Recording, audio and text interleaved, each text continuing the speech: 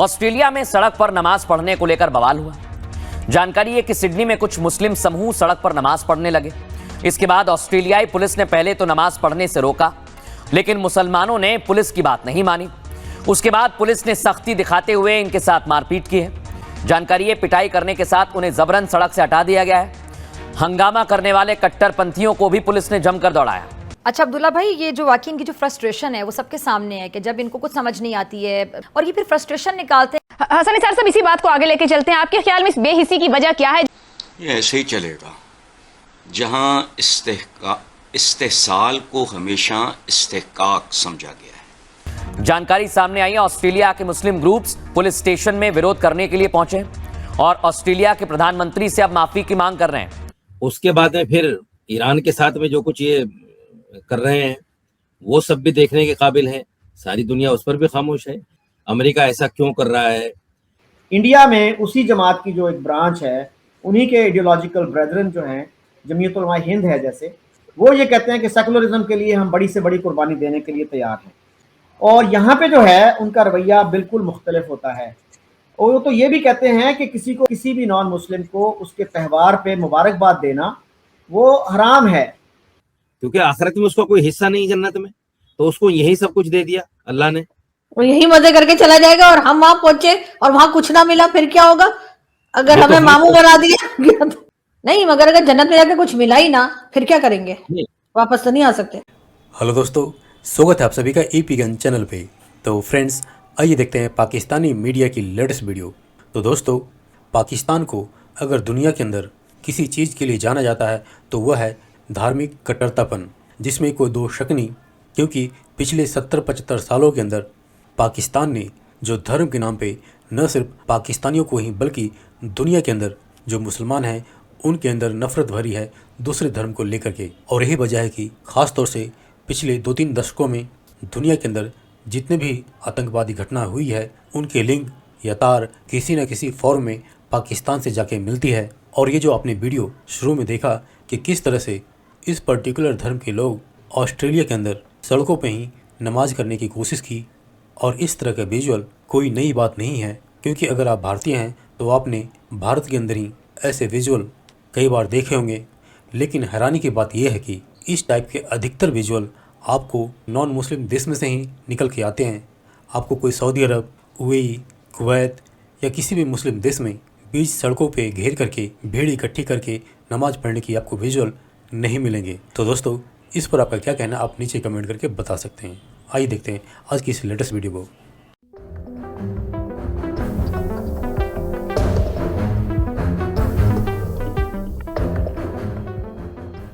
और अब आप लोग भारत में कभी मैं क्योंकि आपके टीवी शोज भी देखा करती हूँ, तो कभी आप लोग वंदे मातरम नहीं पढ़ेंगे, उसके ऊपर हंगामा कर रहे होते हैं, कभी कुछ कह रहे होते हैं।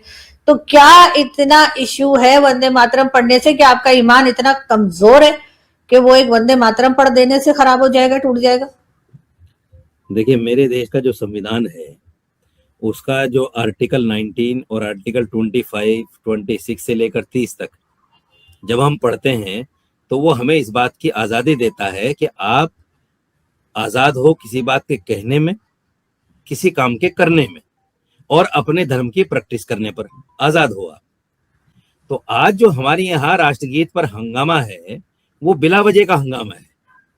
सवाल ये है कि जब राष्ट्रगान पर भी देश प्रेम को नहीं आंका जा सकता और वो देशद्रोही नहीं है, तो राष्ट्रगीत जो इससे कम चीज है उस पर आप कैसे आंक सकते हैं कि भाई आदमी अगर नहीं कहेगा तो देशभक्त नहीं होगा, देश प्रेम नहीं होगा। ये जो सारी चीजें हैं, सियासत में ये सब चीजें चल रही हैं, राजनीतिक हैं ये सारी चीजें।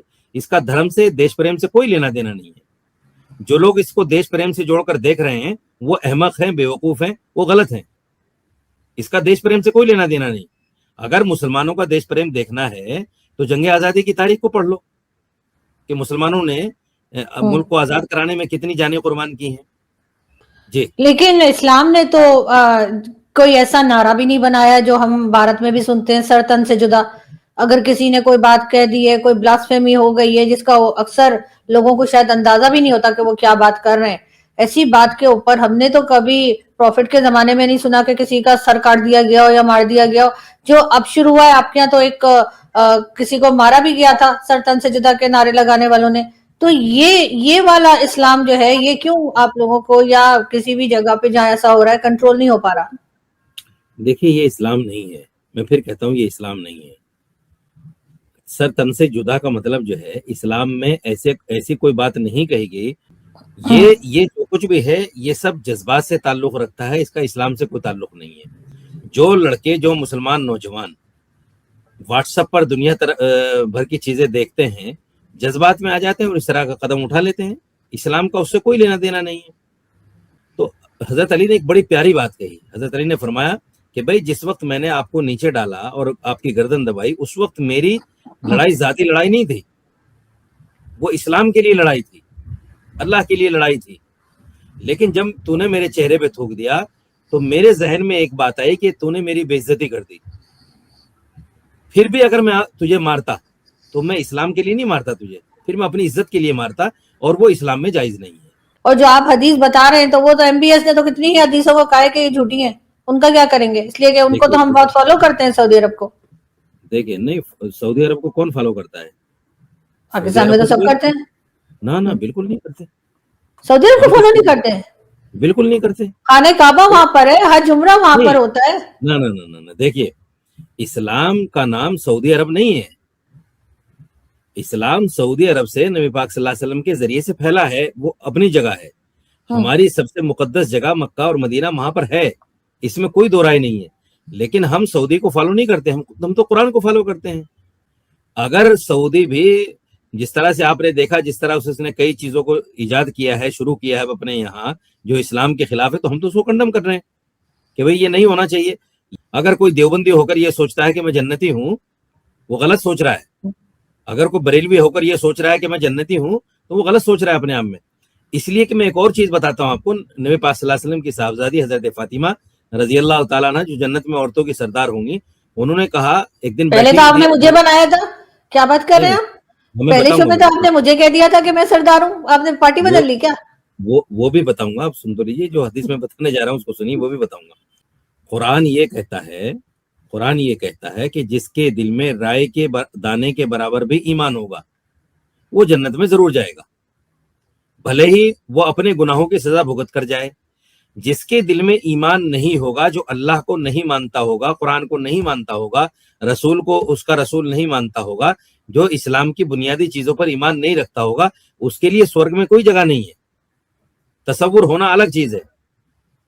اچھا دوسرے یہ ہے کہ اسلام یہ کہتا ہے کہ دنیا مومن کے لیے قید خانہ ہے اور کافر کے لیے جنت ہے، کیونکہ آخرت میں اس کا کوئی حصہ نہیں جنت میں، تو اس کو یہی سب کچھ دے دیا اللہ نے.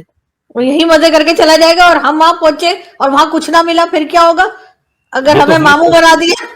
نہیں، یہ تو ہمیں سوچنا چاہیے نا، کہ اگر ہم دیکھیں وہ تو زندگی مزے میں گزار کے چلے گئے، ہم مسلمان ہو کر اگر پھر بھی جنت کے مستحق نہ ہو سکے تو ہم سے بڑا بدنصیب تو کوئی بھی نہیں ہوگا. نہیں، مگر اگر جنت میں جا کے کچھ ملا ہی نہ، پھر کیا کریں گے؟ واپس تو نہیں آ سکتے. یہ تو آپ کی سوچ ہے کہ نہ ملے، وہاں تو ملے گا. کسی نے بتایا ہے کہ آپ کو؟ قرآن نے بتایا ہے. نہیں، کوئی گیا جنت میں وہاں وزٹ کر کے آیا ہے؟ نبی نے بتایا. نبی اللہ تعالیٰ سے بات کرتے تھے، وہی ان پر نازل ہوتی تھی،